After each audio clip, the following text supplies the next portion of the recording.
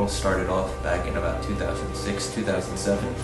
I didn't own any exotic cars, but I had access to cars through family and friends that I knew, and they would let me borrow them from time to time. One day I kind of just had an idea. I said the same way that I grew up loving exotic cars, there had to be children that wanted that same thing. And I started calling up different organizations saying, hey, I don't own any, but I have access to tons of exotic cars. If ever you have a kid that wants to go in one, let me know.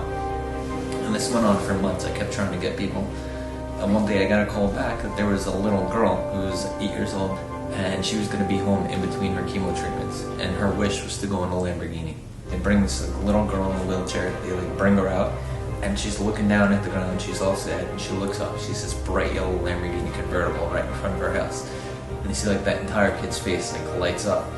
And we wheel her out, get her to the car, put the top down, and as soon as she gets into her house, the mom starts hysterically crying.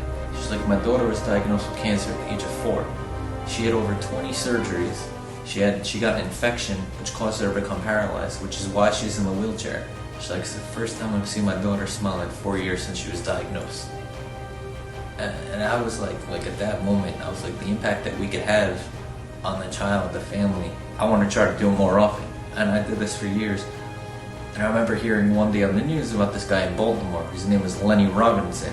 I never met him, but I heard about him and I thought it was an amazing thing. He was in his Lamborghini Batmobile, dressed as Batman, and he got pulled over on the side of the highway by a cop, and the video went viral. It was all about him going to visit the children, and I never heard of anyone else kind of doing what I was doing, and I would just love that. It was an amazing thing.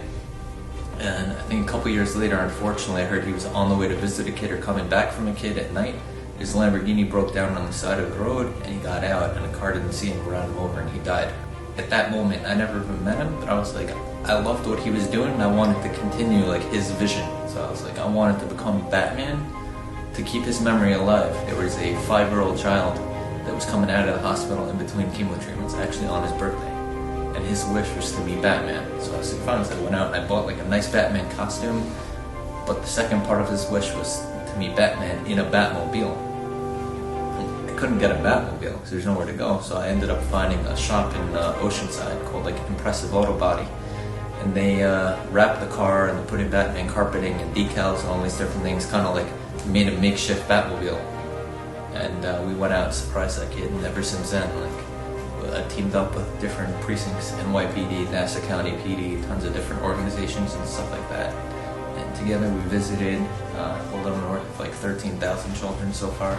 And it's been an amazing thing. It's not just about me. It started off as me for the foundation organization, but since then we have a little north of 30 volunteers, different people, different costumes. They all come when they're available. No one gets paid. This is all volunteer.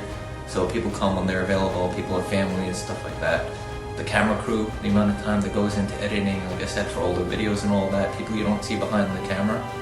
But there's a lot of people involved with this. It's kind of like a movement to be inspired, to give back. It really doesn't take a lot. I get a lot of messages every day from people that say, hey, I wish I could do it. I don't have a Lamborghini. I don't have a Ferrari. Most people in the world don't. But you don't need a Ferrari to go ahead and give back. It could be something as simple as holding the door open, smiling, saying good morning. It doesn't have to be anything huge. To you, it might seem something small, but to the guy that's receiving it, you don't know how bad their day is going. That one little thing could change their entire outlook.